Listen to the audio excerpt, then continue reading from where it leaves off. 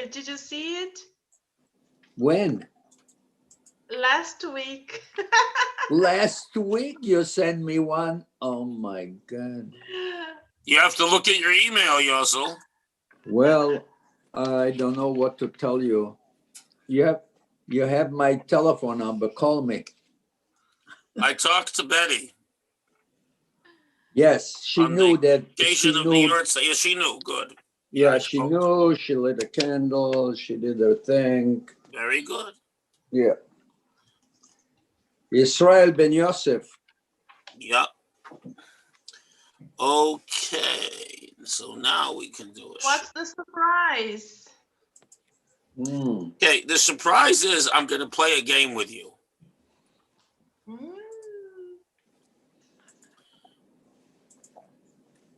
I have to make it smaller. Is it a quiz? Yep. I want you to tell me. So, okay. So from verse 1 through 13, right? You have right here, verse 1 through 13. Yeah. Yes. You have a, by the way, on the Smachul Mamre site, they just have the basic translation, but they have this fellow with the most wonderful Israeli Hebrew. Very medugdak reading it. You can listen to it here. פרק כ' וידבר אלוהים את כל הדברים האלה לאמור. You hear that? אנוכי אדוני אלוהיך. This is perfect Israeli Hebrew. מארץ מצרים מבית עבדים. לא יהיה לך אלוהים אחרים על פניי. You hear the dikduk? Well, I Very mean, good. he's reading whatever. I can read it like this. What's the problem? Well, he's very precise with Mila'el, Milarah, with the Tenuot Gedolot, Tenuot Ketanot. Well, maybe the Milra and the Milel, yeah. Well, You spend too much time speaking English, you lose the Mila'el, Milarah. Okay, because English, everything is in the upper syllable. Okay, so here is the game. And Sylvia, I'm here. so I have it's open in front of me. So I'm going to very quickly read through in English the Aseret HaDibrot, which we often translate the 10 Commandments, yes? And I want you to tell me, whoever's here and whoever's watching on YouTube or Facebook, you can comment. I want to know how many commandments there are. A commandment is a order or statement or request by God to do something or not do something. So Vidaber Shema Kol Dvar Me'el Lemor. And I'm going to go through these verses one by one. I am the Lord thy God who brought you out of the land of Egypt, out of the house of bondage. Okay. Then it goes on to say you shall have no other gods. How many commandments are in the first half of this verse? well, you would think there would be 5.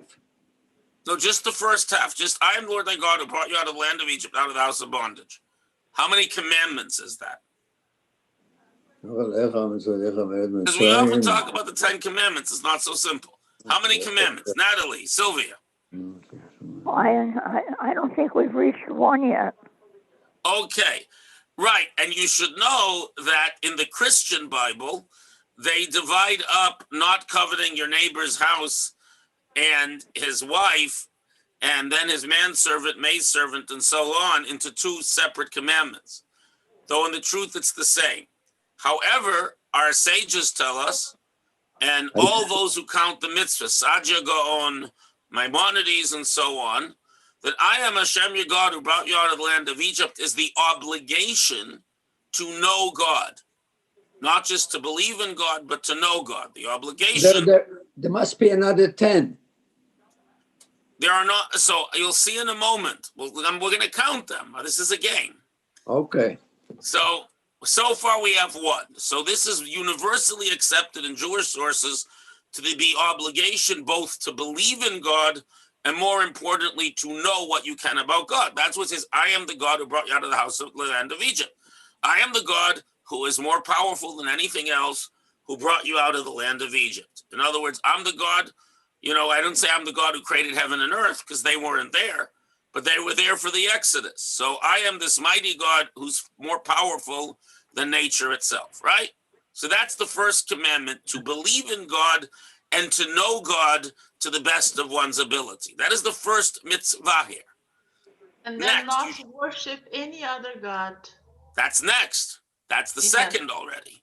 Now you shall have no other gods before me means not to worship or believe in any other God. What is a God? A being that has power independent of anything else.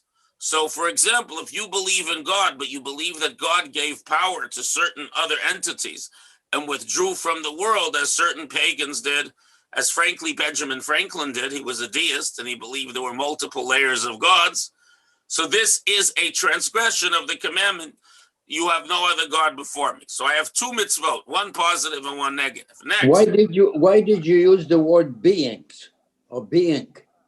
Being because other gods, Elohim Acherim, is anything that exists that you assign power to, that it is independent in its power other than God. Those the only two independent beings in the world are God and the human being in their free choice to be good or evil. But God is not a being. We don't know. No, I said another being. God is existing.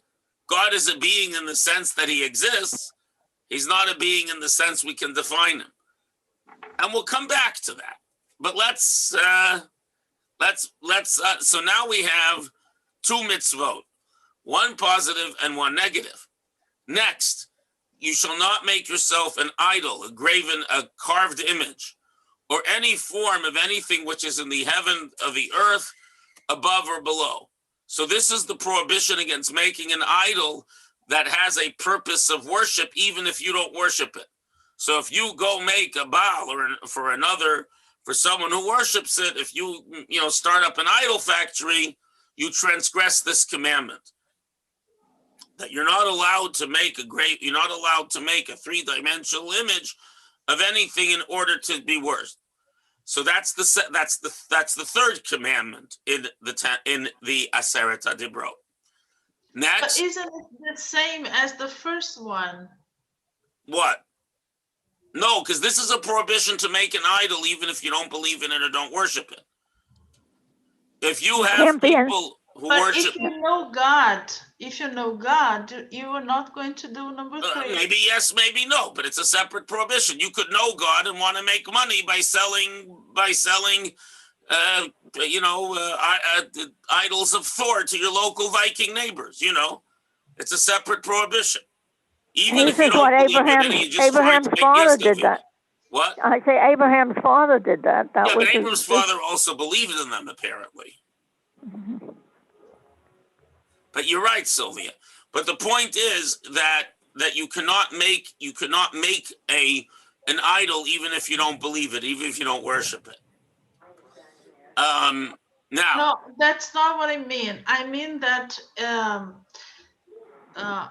when you truly understand number two, the second, you are not going to do number three. Yes, but that's irrelevant to the question of commandments, because someone might truly understand that they're not allowed to worship another God, but they could say, well, I'm not going to worship another God, but I'm going to make some money out of other people worshiping other gods. The fact that you understand something doesn't mean that you won't transgress it. And this is two separate transgressions. One is the belief, and the third is worship. In other words, let's say you don't believe in the Greek idols. You don't believe in Zeus, right? And like by the Maccabees, someone comes to you and puts a sword to your throat and says, worship Zeus or I'll kill you. So you're not allowed to worship Zeus. Don't bow down to them nor serve them. That's a fourth commandment, because the prohibition to serve them is separate from the prohibition not to believe in them. And for I, the Lord, okay, we're not going to discuss the details. So that is so far, we have 4 commandments. To not believe God and know God as well as you can, not to believe in other gods, not to worship them, and not to make them even if you don't believe in them. So we got 4. Next, don't take Hashem's name in vain. What does that mean? What does that mean? Don't take the Lord's name in vain. What is the prohibition here? What is the mitzvah here? The negative commandment. Don't use the name unless you say a Right. So bracha. specifically, it's a prohibition against swearing falsely. You're not allowed to swear in God's name falsely. If someone says you owe me $100 and you say, I swear in God's name I don't, and it's a lie. Or for example, if you swear in God's name that a rock is a rock, it's a wasted oath because there's no question about it. So this is the prohibition. So at this point, we have now arrived at 6 commandments, 1 positive and 5 negative. Remember the Shabbat day to keep it holy. That is the obligation to remember the Shabbat with words, to say a form of Kiddush, to sanctify the Shabbat with words. That is mitzvah number 7. 6 days a week shall you labor, do all your work, but the 7th day you shouldn't do any matter of work. You, not your son, your daughter, your manservant, your maidservant, your cattle, nor the stranger within your gates. So actually, the prohibition is against working for yourself is the 8th commandment here. And the 9th is the prohibition against your animals working on Shabbat. Your family is included with you. And the same applies to your servants. So we're up to 8 already. And honor your father and mother. That's pretty straightforward. That's 9. You shall not murder. That's 10. You shall not commit adultery. That's 11. You shall not steal, which is primarily here referring to kidnapping. That's 12. You shall not bear false witness against your neighbor, which means to lie in court, to testify falsely. That is 13. And you shall not covet your neighbor's house, neighbor's wife, nor his man. Not, in other words, you're not allowed to want something someone has and tries to get it, even by paying them for it. If it's something that's unique, like a horse or a house and so on. Obviously, you can't buy his wife, so you're just not allowed to want to have his wife or her husband for that matter. Okay, so if we go back over it, we have 1, 2, 3, 4, 5, 14, 6, no? 7, 8, 9. So there are 8, 9, 10, 11, 12, 13, 14. Yeah, there are 15 commandments here. Okay? Because Shabbat has 3. There are 15 commandments. So it's not the 10 commandments, is it? We just counted 15. So why is it called the 10 commandments? So much for 10 commandments. So why is it, has anyone seen this, let me see if I can find the clip. Well, I know. So we had, whatchamacallit, came down with 3 tablets. Each one Yes, had 5. In the history of the world. In the history of the world. So he dropped 1. He said 10 commandments. But he really came down with 15. That is correct. And here we are. I'll Here share. we Can you are see it? still discussing it. Here we are. Well, what but Rabbi, in the traditional learning of this, as when children, Well, 1 minute. several Listen. of them are combined. Hold it a second. Hold it. Here it comes. Okay, Sylvia, He just comes listen. with This is a clip. You can hear it on the phone call. Here comes with 3. Well, I'm saying that Hear me. Oh, hear me. All pay heed. The Lord Jehovah has given unto you these 15 10 commandments for all to obey. Okay, so that's the famous Mel Brooks shtick with the 15 commandments. But the truth is, I always, when I saw that clip, I thought it was very funny because so Mel Brooks drops one of the tablets, says, oops, 10 commandments. So, but the point is, of course, that there really are 15 commandments. So why are they called the 10 commandments? Who knows the answer? I don't know. That's the quiz. That's the game. So the answer is That are they called the Aseret HaDibrot? What's the correct translation for Aseret HaDibrot? 10 commandments. No, wrong. No, 10 words. Ah, very good, Joe. You know Hebrew. 10 utterances.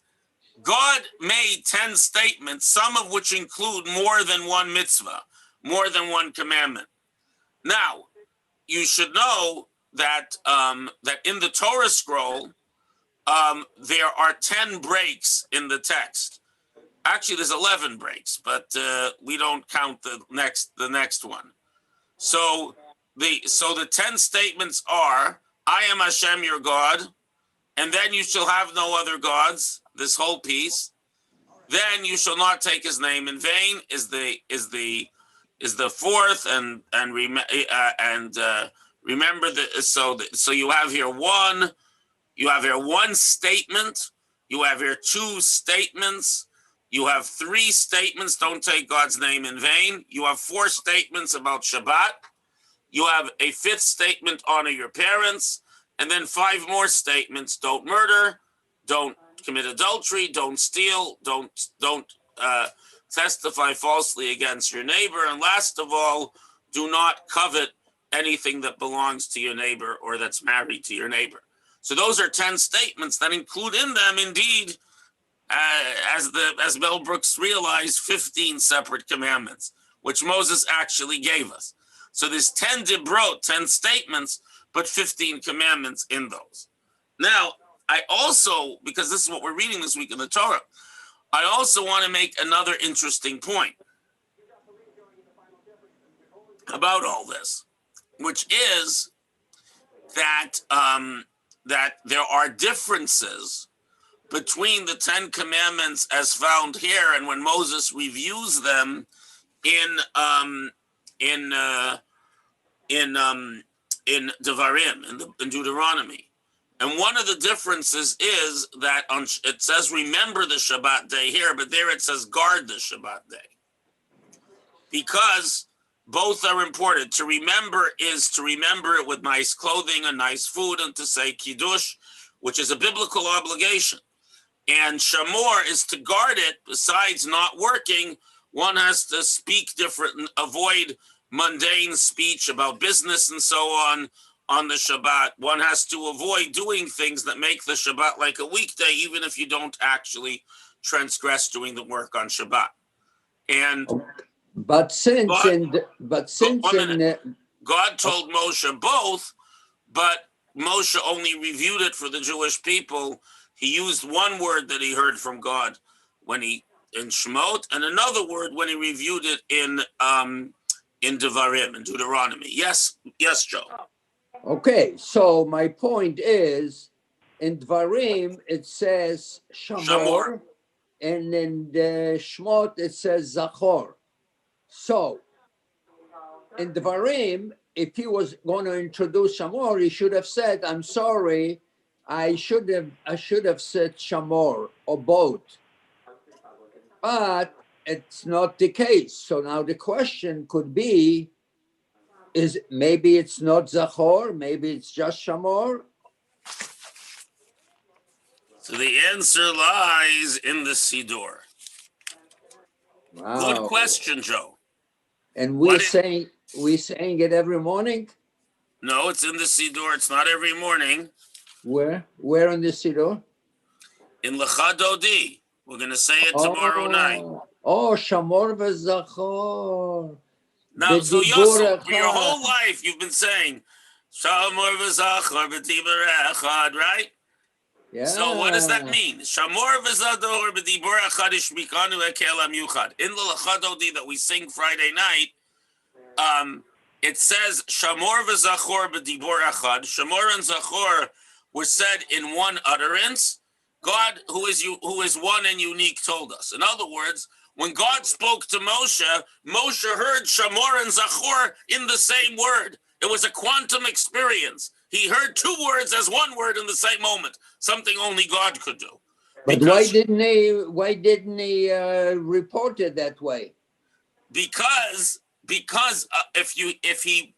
if he did, then you would hear 2 words. The whole point is that God only said 1 word and Moshe heard 2. So to show that, Oh, in other words, why this amazing trick of God's speech? And the answer is because Shabbat, they feed off each other. The ability to not do on Shabbat, because a person could say, I'll honor Shabbat, I'll go to shul, I'll make kiddush, I'll have a meal, but who has to keep all these rules? So we say no. The only way to make space for God, holy space, you have to shamor, you have to keep all the rules. You have to not do any of the things forbidden on Shabbat. Then there's space where holiness can come in. Otherwise, the day is corrupted with weekday stuff, and the holiness can't come in. There's no room for it. You have to make room for God, then God can come in. A very important thing that the Kotzker Rebbe, whose yahrzeit was today, tells us. Where is God? Will you let him in? Okay. So, I was going to say something. Anyway, so that is actually one of the. So it's a medrash, but Shlomo Halevi Alkabitz put it in the. I know what I was going to say. So it really means that we wouldn't have known it if not for the Kabbalists. The Kabbalists actually are the one. No, it's not the Kabbalists. It's a medrash. The Kabbalists put it in our prayer book. Everything is a medrash. Not everything, but this happens to be a medrash. Well, what's Rabbi, not a medrash? I mean, 1 minute. Let me hear Sylvia's question. I'll come back to you. Yes, Sylvia. so in the first place, when he comes down, is he carrying one tablet or two tablets? No, he's carrying. When Or he three comes down, tablets? remember, the 10 Commandments, Moshe came down and went back up again. After That's Shavuot, right. he came back down, and went right back up to get the tablets. The tablets, he only came down with Shiva Asher saw the golden calf, and broke them. So how many tablets? There were Did he two. That have was when a he joke. The 3 tablets was a joke. 2 tablets. Well, but I'm asking, was it all written on tablets. one tablet? 2 tablets. No, Hashem gave Moshe 2 tablets with 5 of the Dibrot, 5 of the statements written on each tablet. Okay, Rabbi, at this point, No, but just one moment before you tell me. I just want to show you something. 1 minute.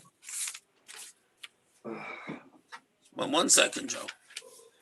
I want to see if Rabbi Sachs has anything to say.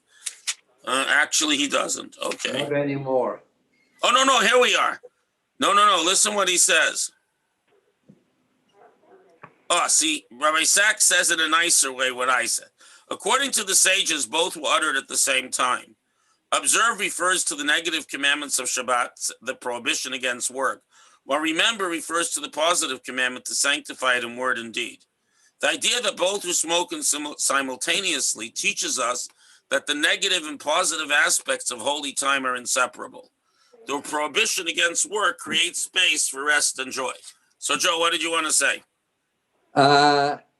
Something connected to this, because when I first heard it, and I didn't know that it came because the rabbi that said it maybe didn't know either that Rashi actually said it, and that really didn't sit. It's much, Joe. It's much earlier than Rashi. It's a medrash that Rashi quotes. No. Wait a minute. It didn't sit very well with me, because the rabbi that gave a short Dvar Torah said, God said to Moshe, "Thank you very much for breaking the 2 tablets."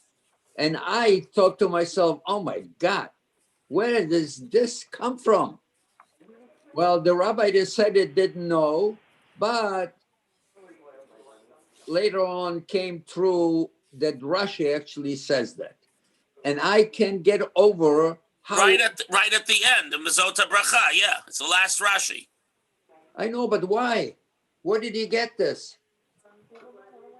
So where he gets it from is so Joe is referring to the statement that Rashi brings from the Medrash that Asher Shibarta, God mentions to Moshe at the end of his life the tablets that you broke in Mezota Bracha. So Asher can mean that, or it can mean praised. So the Medrash says, Ashrei, praised are you that you broke them. Because as long as the tablets were there, they were an artifact. They were a declaration that the Jews had broken the commandments found in them, and a testimony against the Jews. By breaking the tablets, what Moshe said was that basically the Jews don't have the commandments, so you can't blame them so much. And the deeper idea over here is that he basically told them that they were told God, it's clear they're not ready yet. So let's have a do-over. Let's not destroy them because they broke my commandments. I'm smashing them. They're not ready. Let's have a do-over. And Yom Kippur, they were more ready, and they got the second set. So That's the Rabbi, idea of the Rashi. So Rabbi, let me tell you why I so disagreed with it. Because on the first set of the two luchot, the two tablets, Moshe goes to heaven to meet God and get the tablets. They are made by God. They are written by God. Yep. And then on the second set, God says to Moshe, make you tablets. And then I'll write come up, schlep them up to the mountain, and I'll sign them. And that to me is obvious that God did not agree with Moshe breaking the first set. Why? Why? Because he's just telling him, hey, the second set is not a freebie. You shouldn't have broken him. Not only that, but we know from our history that the broken tablets were permanently placed in the Aron HaKodesh forever. Right. So it's an argument whether they were in the same Aron or a second one. But go on. Well, that's my midrash. That's Rashi. There are other opinions. But I don't. Well, Rashi had his own reasons. I have my own. That's fine. But I want to say that actually the second tablets are all about the do-over, all about the tshuva, the repentance. When we get to Ki Tisa in just a few weeks, I'm going to devote a session to the first and second tablets, one of these sessions. And the reason I'm going to devote a session to it is because the first and second tablets it's a monumental shift in the nature of the Torah. Between the first and second tablets, there's a monumental shift. And we'll devote a class to this. It's really very interesting. So, Rabbi, is that accounts for the reason that there are two different words in the two different places? No. So that was no. So I don't know what was written in the tablets. That was because God uttered both words at once. But what was written in the tablets is a very interesting question. So that I don't know the answer to. Obviously, it was one word or the other. Or maybe it was like a hologram, depending on which angle you looked at it from. You saw Zachor or Shamor. Maybe it was like a hologram. I don't know. I think that's the innovation of Kabbalah. What? Shamor v'Zachor. No, that's a medrash. It's not Kabbalah. It's an old medrash. Before the Kabbalists, really? Well, Kabbalah goes all the way back to Moses, but certainly before the Kabbalah books were written down. Well, yeah, I mean, most of the people that were the inventors of Kabbalah didn't write it. Kabbalah is not invented. Kabbalah means received. Kabbalah is an intrinsic part. Yeah, received. It's an intrinsic part of the oral tradition of the Torah Shebaal Peh, and goes all the way back to Moshe and the Zakanim. When it says Moshe kibel Torah Sinai and Musara LeYoshua and gave it to Joshua, the Kabbalah was an intrinsic part of it. That's why it's called the Kabbalah, because it's received rather than contrived or created. I know, but the innovation of the Kabbalah is that they combined the two together, just like Sylvia was asking. They were combined. Shamor v'Zachor b'dibur echad. Yeah, but that's the medrash. That, in other words, the Kabbalah was very hidden until the Middle Ages. There's certain books from the times of the mission of Kabbalah, but they had very low circulation. My point being that it's a standard midrash. The Zachor v'Shamor b'Dibur Echad is a standard midrash. It's not. It's found in Kabbalistic works, but it may be related to the Kabbalah. But where it appears is not in a Kabbalistic work. The first time it appears is in a midrash. But is it mentioned in the Talmud at all? Well, the midrashim are from the same period as the Talmud.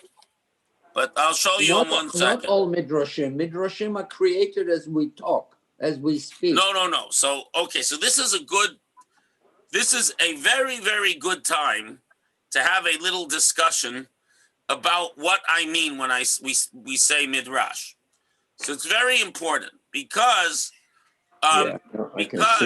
midrash, midrash means to interpret. And the truth is, yes, Joe is right. To this day, we have new interpretations of the Torah.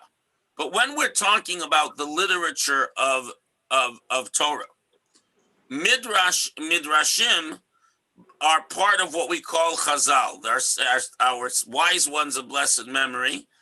And midrashim belong to the time period between the pairs, in other words, the successors to the Great Assembly, about the 3rd century before the Common Era. Minus 2 plus 6. Until the closing of the Talmud. So, which is about the final midrashim that we know of were put together about 600. So between those 900 years, between 300 BCE and 600 of the Common Era, is Chazal. And there are many midrashim. There are midrashim from the rabbis of the Mishnah, midrashim from the rabbis of the Talmud. But it's this 900-year period, roughly, in which the midrashim are created. Those are what we call midrash, sort of with a capital M. Then there's a process of drash, of interpretation, that goes on to this day. But when we say midrash, we're referring specifically to texts created in the same time as the Mishnah and the Talmud. Again, no earlier than 300 BCE, no later than 600 of the Common Era. I'm surprised. Who is the one that decided that's?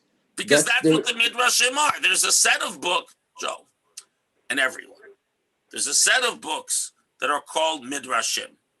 All subsequent writers, Maimonides and Sajigot, all writers after the 7th century refer to the midrashim in the same way they refer to Mishnah and Gemara and Talmud. They're referring to a class of Torah writing, a class of Judaic literature from that 900-year time period. And most of it was composed between the 1st century of the Common Era and the 6th. That's, and as it happens, by the way, Zachor Shamor b'Dibur Echad is in the Mechilta. That is the midrash, halachic midrash, that Rabbi Yishmael put together. So that is from the middle of the period of the midrash, from about the time of Bar Kokhba, between about 100 and 150 of the Common Era. That's when the Mechilta was put together. 165. No, 135 was the Bar Kokhba revolt. Rabbi Yishmael was killed at some point after. 135, you're right. Yeah. No, so I'm just saying, so the Mechilta was composed sometime between 100 and 150. It's about 60, 70 years after the... Rabbi, you say it was composed. Do you mean it was composed or was already oral tradition and was written down? So when I say composed, I mean Rabbi Yishmael and his students put it together. The actual is also Mechilta by Rabbi Akiva. There are several Mechiltas from different rabbis of the Mishnah. They took information they had from before and they added some of their own explications. Say composed, I mean to say they authored it. Most of the information there had been handed down from much, much earlier. So that's a good and very perceptive question, Sylvia. That is indeed the case.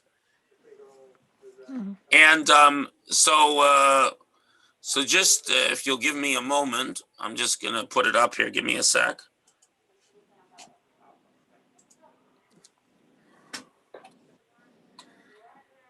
So this is why this is good. This is a wide-ranging discussion where we can cover a lot of the issues that come up when we study together.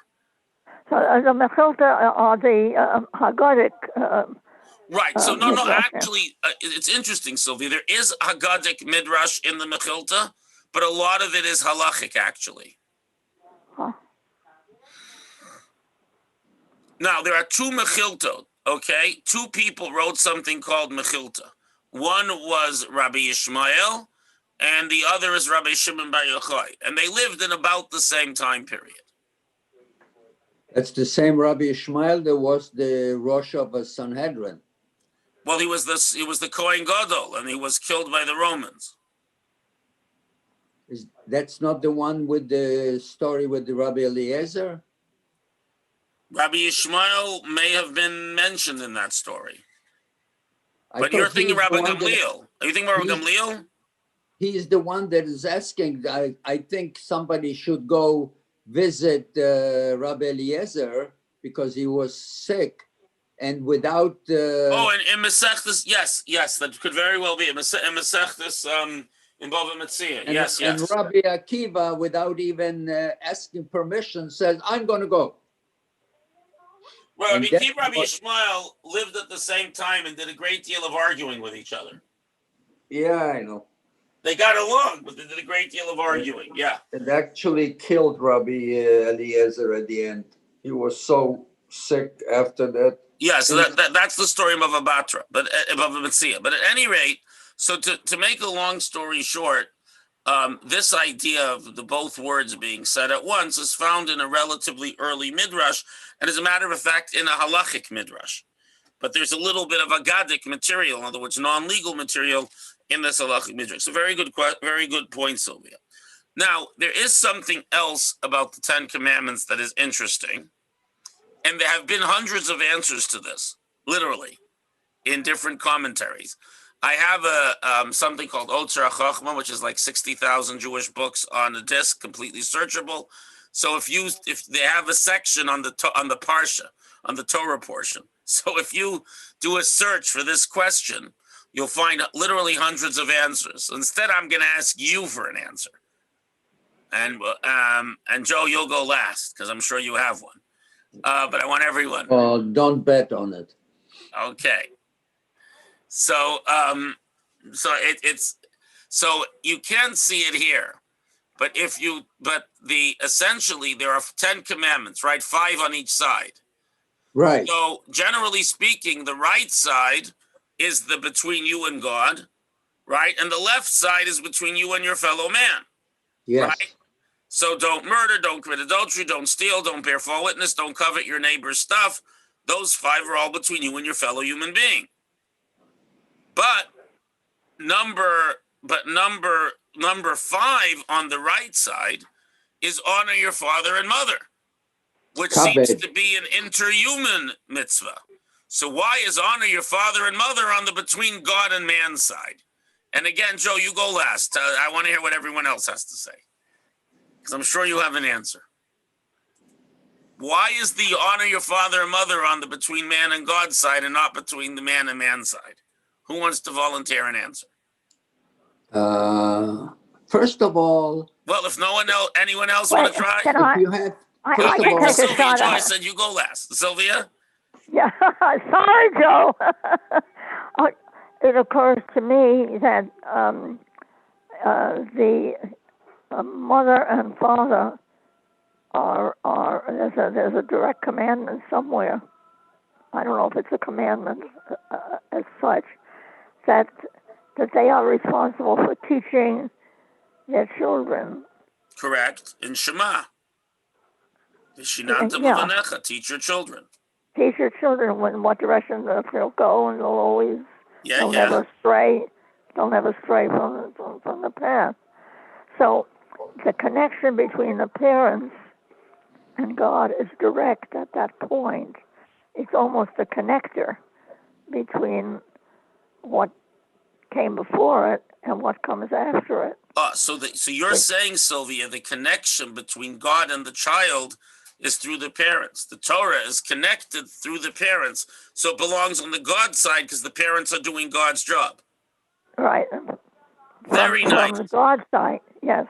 Well, I think we now have the 1003rd explanation. Very good, Sylvia. Okay. I That don't know is if a good anyone else said this, but explanation. this is very good. What about you, Because- Natalie? Do you have a thought? Why is the between parents, mother and father, on the honoring your parents on the God side and not on the people side?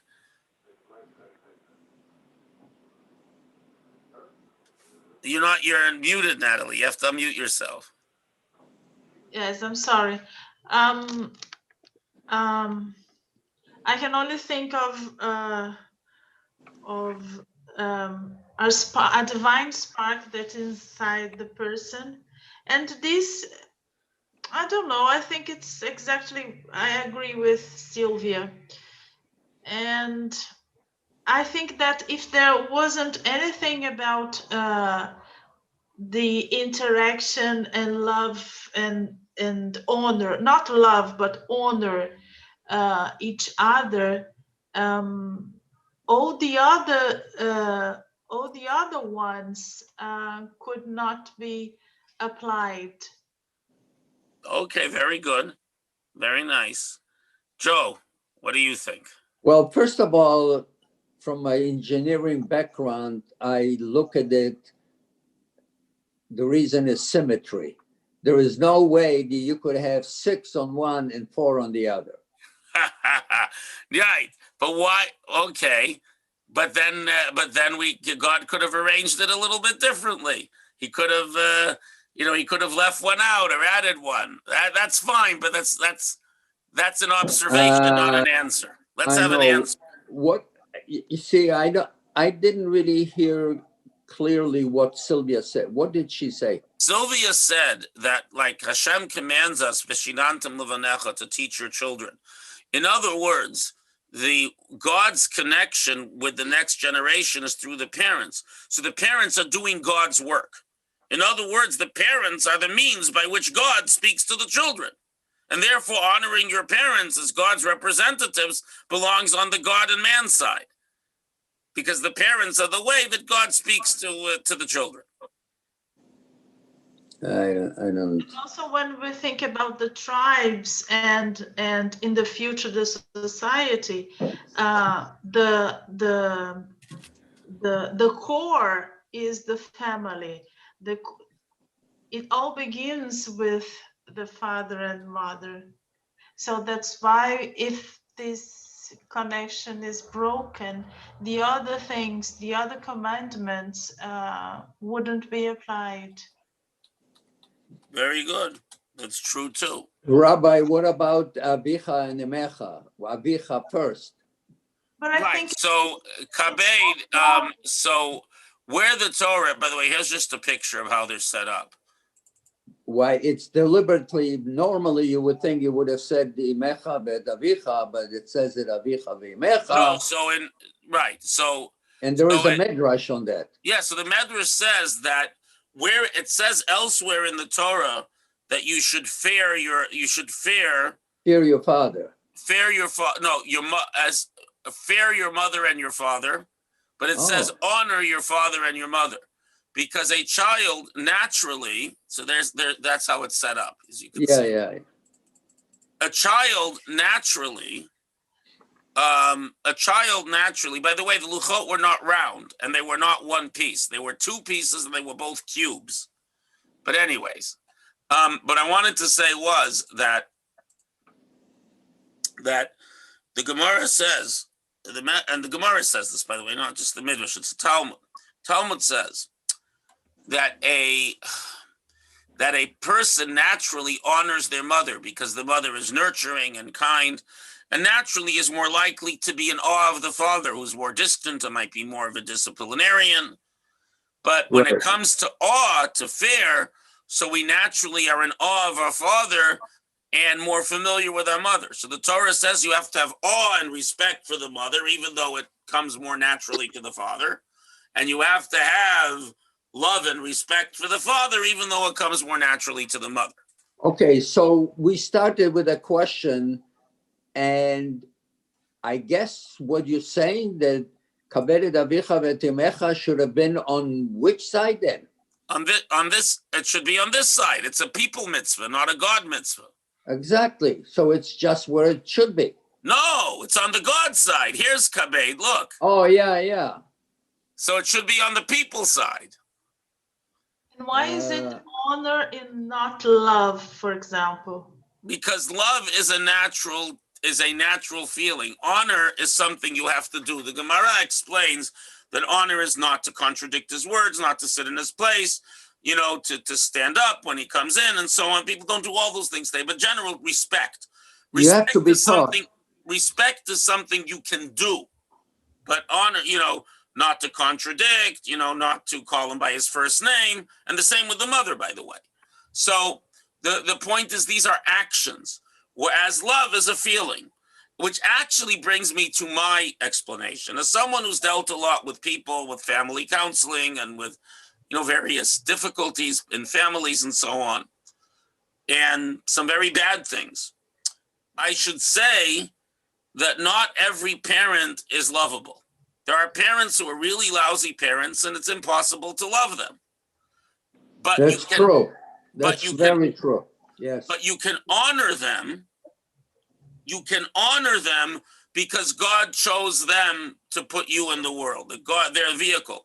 I can show them a degree of respect, even if I don't love them, and I can show them respect because I recognize that God chose me to put me in the world through them, and therefore I need to respect them because because they are God's representatives in putting me in this world, whether they thought of it or not. So that's the idea. In other words, there is an obligation to respect parents, even if they weren't the best parents. Now, you should know the Gemara, there's a caveat to this that I always share when I talk about this. The Talmud says that you're not allowed to hit an adult child. You're not allowed, hitting was a normal form of discipline, but you're not allowed to hit a child over bar and bat mitzvah. Why? Because they can hit back. Exactly. And it's a very terrible sin, because since your parents are the means which God put you into the world, it's a capital crime. It's a terrible sin to draw blood from a parent. So therefore the Talmud says that if you hit your kid and your kid hits you back and does a very serious sin of injuring you, that terrible sin is your fault. You caused them to do that sin. That sin is your sin. Now, what this means is that if it happens that not only can you not love your parent, but if you're in a situation where your parents were so horrible, so abusive, that you can't possibly respect them or have any feelings towards them, that is their sin. When parents treat their children badly and their children cannot respect them, that is the parent's sin, that they cause their children not to respect them. Yeah, But but irrespective of that, despite of that, you have to honor them. You have to show them as much honor as you can. Sometimes it means visiting them in prison, you know what I mean? But you have to show them whatever, because that's honor to God. But that's the point. The point being that it's between you and God. You don't honor your parents. They may deserve it. My parents deserve it. But if you have parents who don't deserve it, you do it, you honor them and help them because they are the representatives that God chose to bring you into this world. It's not for them or about them, it's about God. Mm-hmm. Conversely, even if you have the most wonderful parents,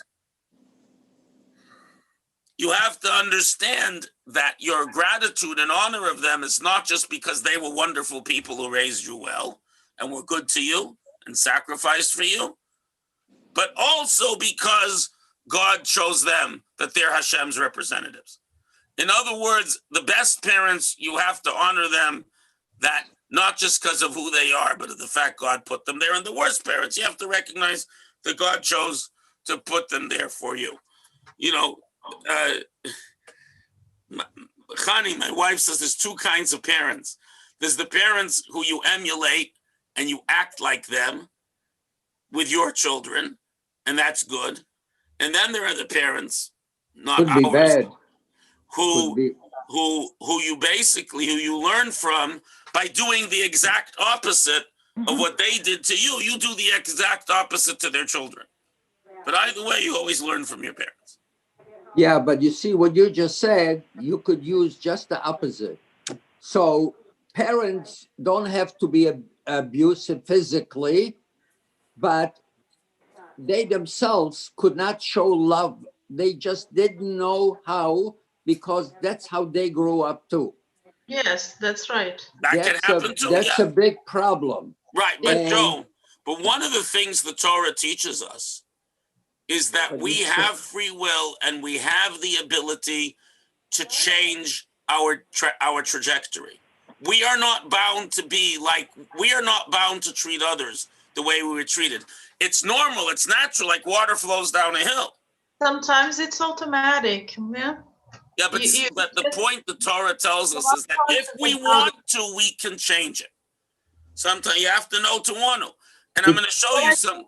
On the first generation, this is very, very difficult to do. Right, but again, having been engaged in this, only when they get grandchildren, and then they realize that it should be different. It depends. I know people with terrible, Natalie, I know people with terrible abusive upbringings who broke the chain, and their own children they raised beautifully. That's a big gift. It That's happens. a big gift. It happens. I'm not saying it doesn't happen. I'm only saying that it is difficult.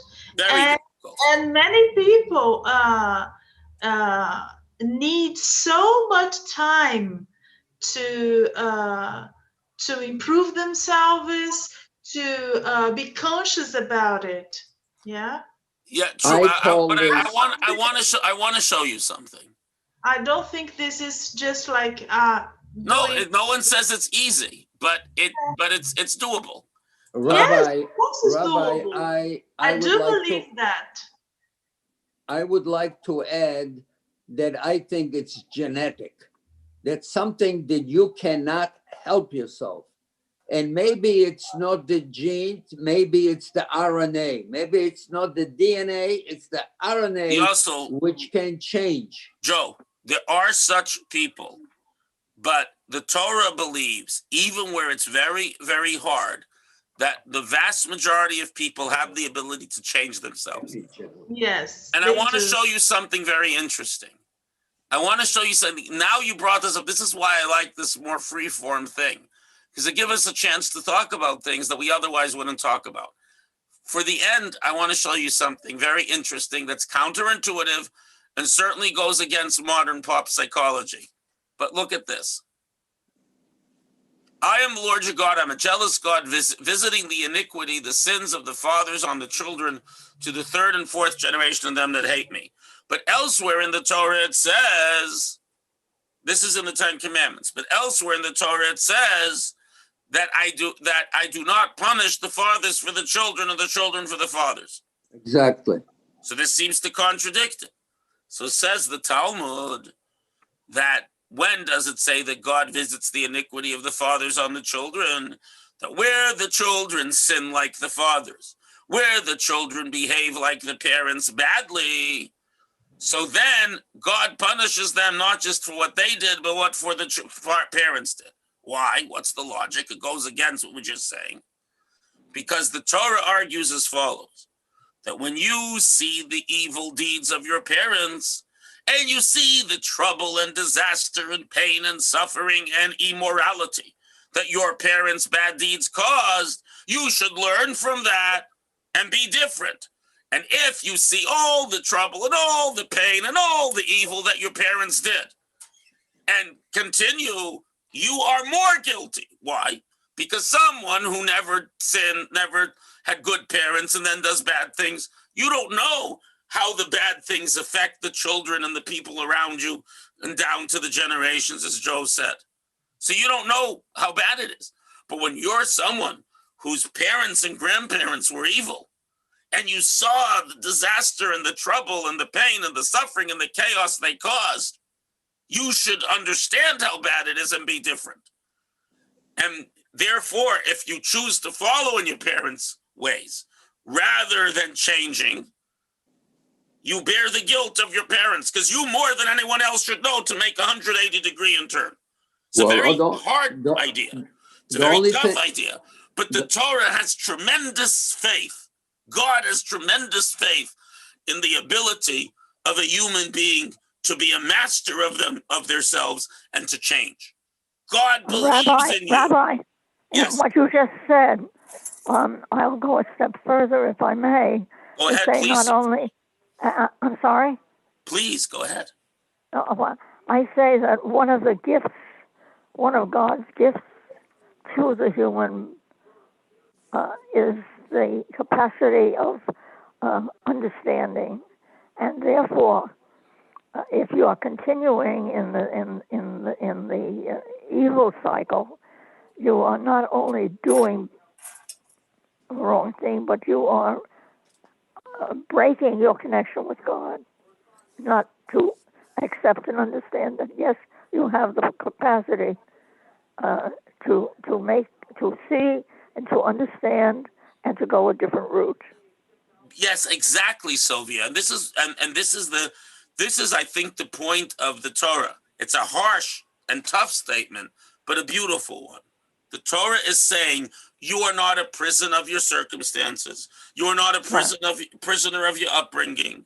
You are not a prisoner of your own behavior till this moment.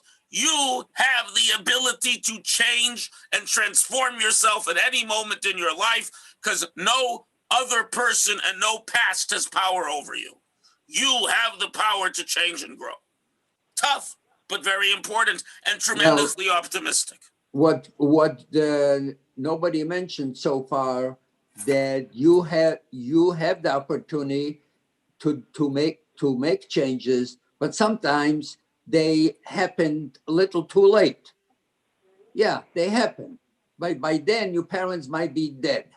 So your children, or as Natalie says, your grandchildren will have a better. And now you carry a guilt. Oh, you found. That's why in the United States we say, if I knew how nice the grandchildren are, I would have had them first. Yeah. Well, they say right. That's the great thing about grandchildren. You have all of the nachas, and when they get difficult, you give them back to their parents. Yeah. Oh yeah.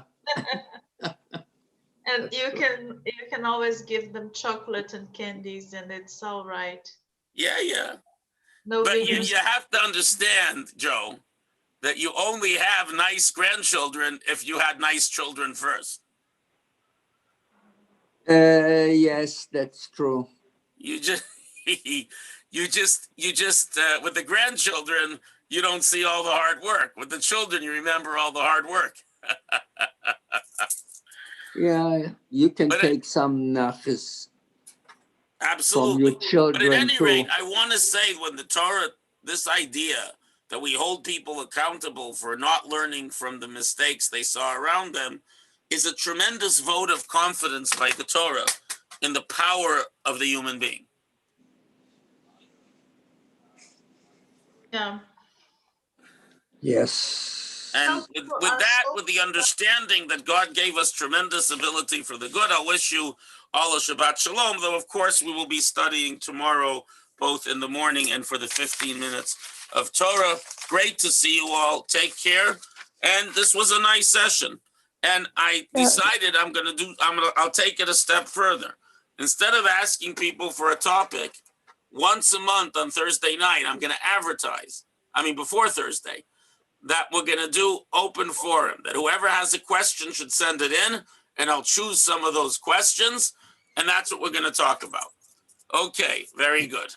Because this was Thank you. I'm glad. Thank you very much, Rabbi. We got to cover a lot of different things tonight. Yes, thank you. Take care, everyone.